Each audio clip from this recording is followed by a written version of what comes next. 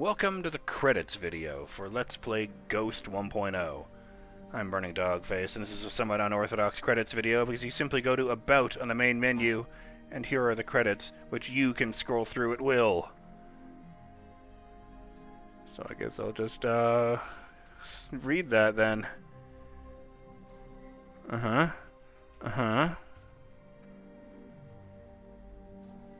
believe the, Mr.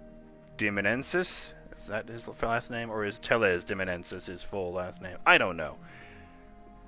Unepic Fran up there is the guy who was solely responsible for the MSX-style prequel.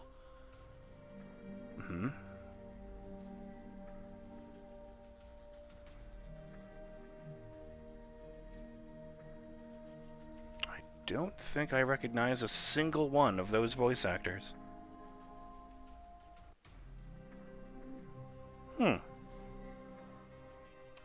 Neat. I did think Shadow and Coda are the same voice, but I don't think they ever spoke anywhere near each other, so I don't know about that. There's this Laws and Drapper say, impress yourself today. I'd say that I have.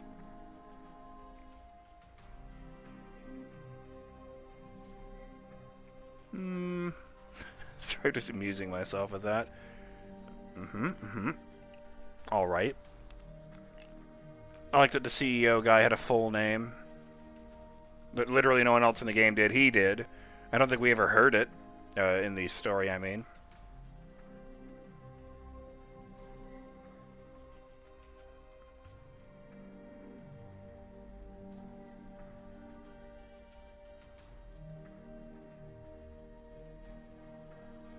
See, they got different people voicing, the different languages. I mean, the different, what the fuck am I doing? Shadow and Coda are different people in each of these listings. Although I do see that the guy who played Viktor in Spanish also played, Musashi and the General Robots.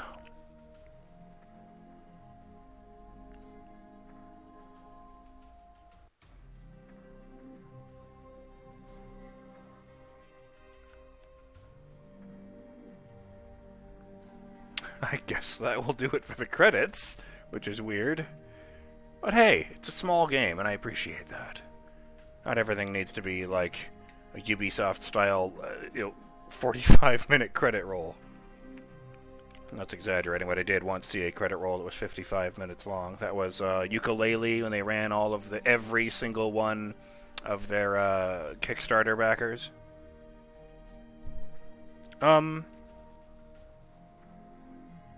Yeah, I really enjoyed this game. Since I usually talk about that, might as well.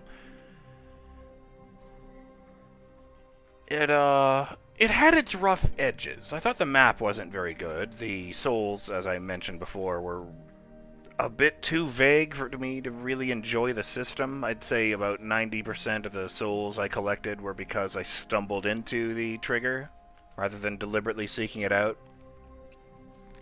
I don't know how you'd improve that. Maybe instead of putting souls in every room, you have I don't know, you have like 20 rooms of souls in them, and they have a hint or something in them. I don't know, I'm just spitballing. I really liked the idea behind the geeks, the silly effects they had on the game.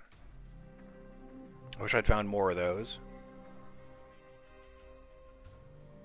I will say I really enjoyed the mechanics, switching out of your robot to float around as a ghost and possessing other robots. I will say it wasn't very Metroidvania-y, since pretty much all of the things you can get are optional. And it's just the key cards, really, that determine whether you can do something or not.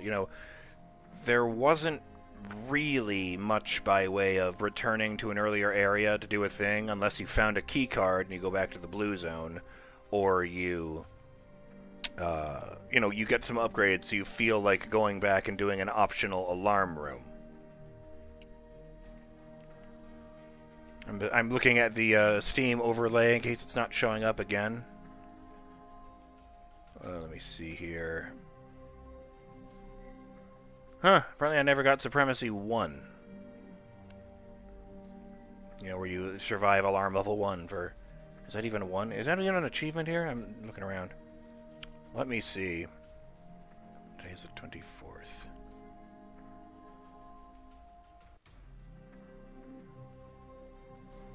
You beat it. Finish the game in medium or hard difficulty. The end, finish the game in classic mode. What was the third one? That popped up right at the end. There's you lose. Oh, you win. Finish the game. And the achievements I didn't get, let's see. Caution. Finish the game without killing any neutral service robot. Good luck with that. Cum laude. Complete the tutorial zone without being harmed. The sniper. In the first room, destroy all boxes without jumping or walking. Okay. Like in the tutorial, they tell you, the very first thing they do is tell you how to aim and run around.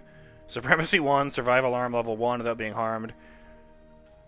Oh, wow. Then we have survival 10 through 20 for surviving those numbers of alarms. Konnichiwa. Hail 25 service robots in a single game. Damn it.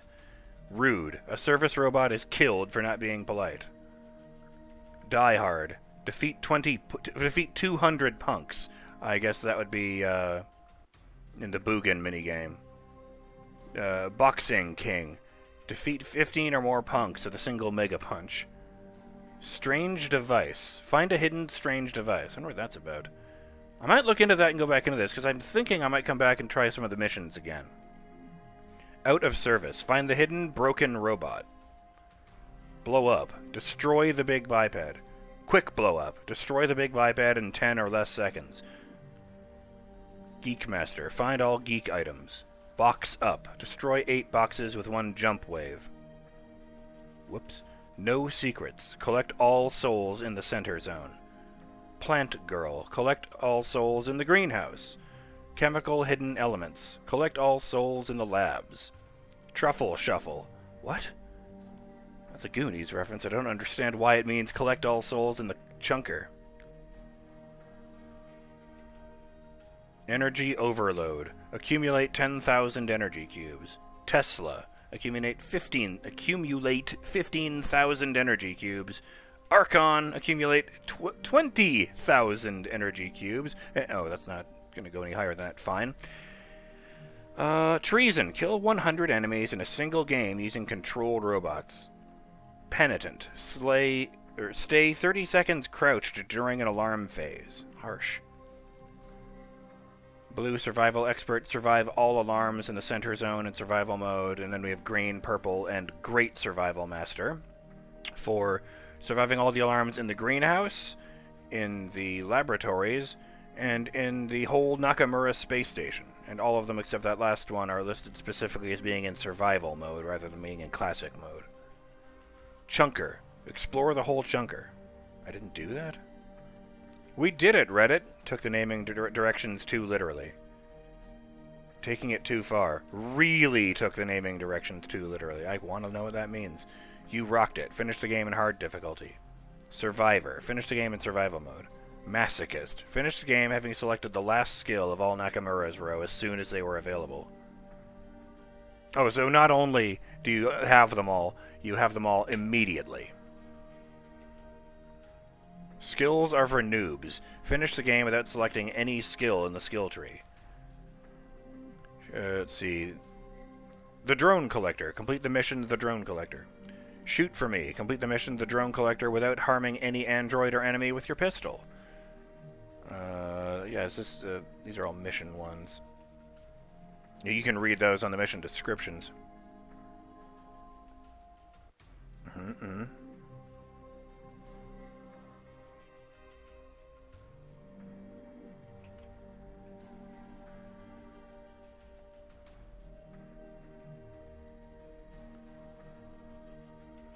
I think these are all just ones for, Yeah, okay. And 2 hidden achievements, which I cannot see. Wow.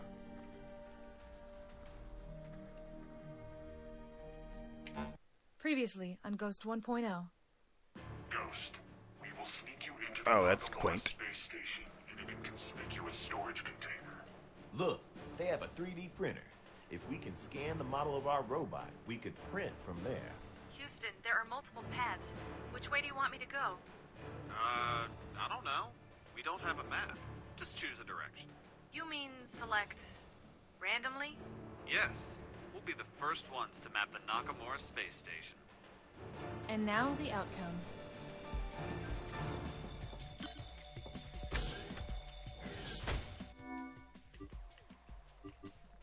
Oh boy.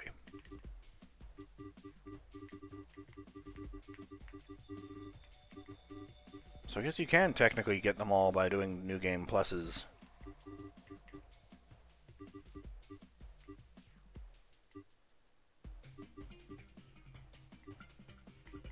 You know, I kind of assumed I was going to get this one and, yeah, these two right here, along with this one. Facing explosion damage on 25%. I wish I'd had that one. In that last encounter, because the grenade guys are the ones that were really giving me the business.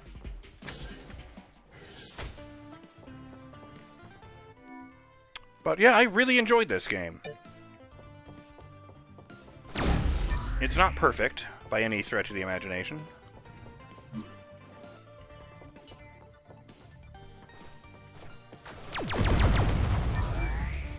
But, I really enjoyed it. I like the aesthetic. I like the way the aiming feels.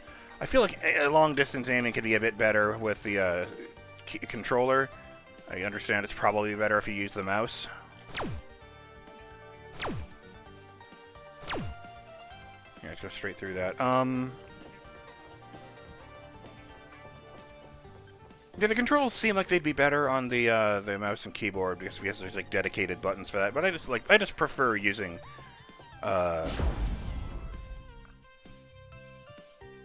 controllers for this kind of thing.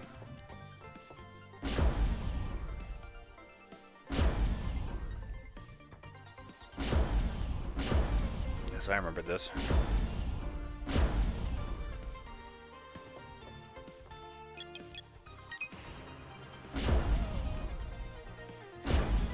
Oh.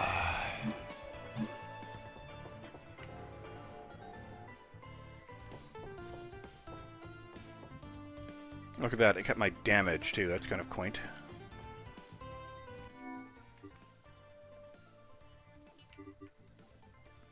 Just looking through here. Huh. I do really like all of the little upgrades you can get to enhance your robot in different ways.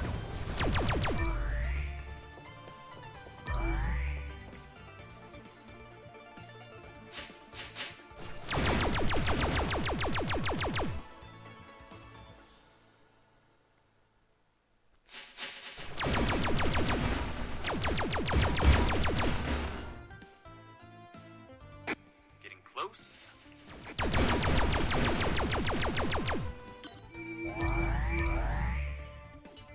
That one was easy.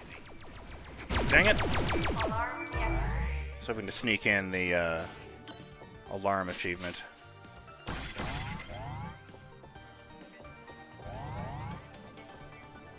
You know, crouch for 30 seconds.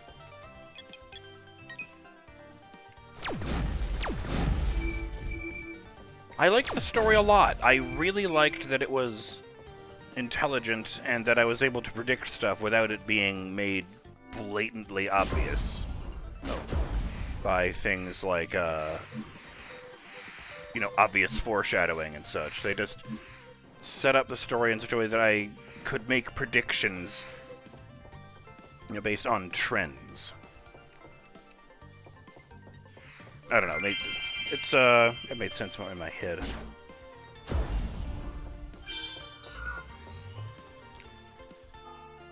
I really liked the ending that suggests that these guys will be working together more in the future. And I would absolutely play a Ghost 2.0 if these guys ever put together a sequel. Unless they wanted to get fancy and call it, like, Ghost 1.8. Achievement unlocked, box up, destroy 8 boxes with 1 jump wave. That's a free country. All I did was jump.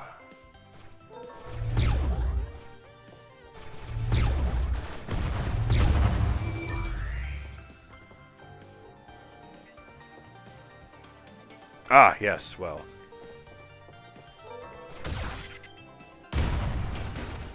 That was satisfying. I do think mission mode is a bit overpowered. Duh, that's useless. I really like these I've been trying to characters. hack the system to find the Jacker server, and but Boogan it's a actually no-go. felt like real people, which is nice. Just ask someone. Ask who? Google? Siri? Space fairies? Of course not, man. I feel like Space I mean, Fairies you is just a reference ask to a something, but robot I don't know for what it is. directions. Jesus, that sounds so ridiculous that it just might work. Ghost, Jacker here. Try asking a robot where the server room is. We're asking for directions? We're not losing anything by trying. Copy that. You there! Tell me where the server room is! Now! Alarm level 2. Another one? Let's go.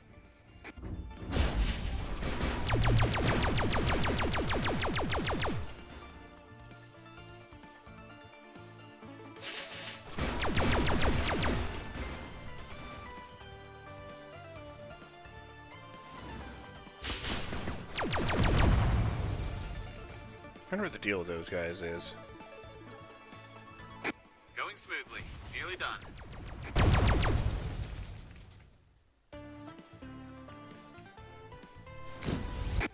Another one down. And there's Penitent unlocking. Alarm deactivated. With its awkward grammar and all.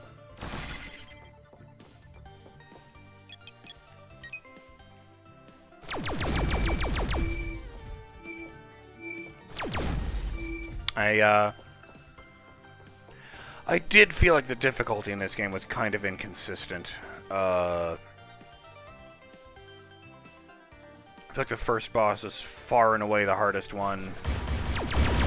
There was exactly one boss that felt like a puzzle boss where you needed to figure it out, as opposed to just doing whatever. And, you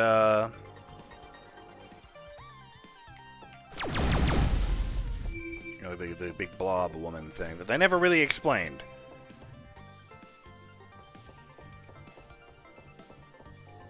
The others are just like, follow the pattern, shoot it in the weak spot. And then there came the last thing, which I was just assuming it was going to be like a giant robot, but the final encounter was, of course, fighting every enemy in the world instead. Holy crap. I felt like that was a bit much. But yeah, all in all, I really enjoyed this game. And I hope to be able to complete at least a couple more missions before I call it a series. But for now, I'm BurningDogFace, and on behalf of myself, Ghost, aka Eva13, aka Betha, Jacker and Boogan, I thank you for joining me for Let's Play Ghost 1.0. I hope you've enjoyed this series as much as I have, and I hope you'll keep watching for whatever my next video is. Later.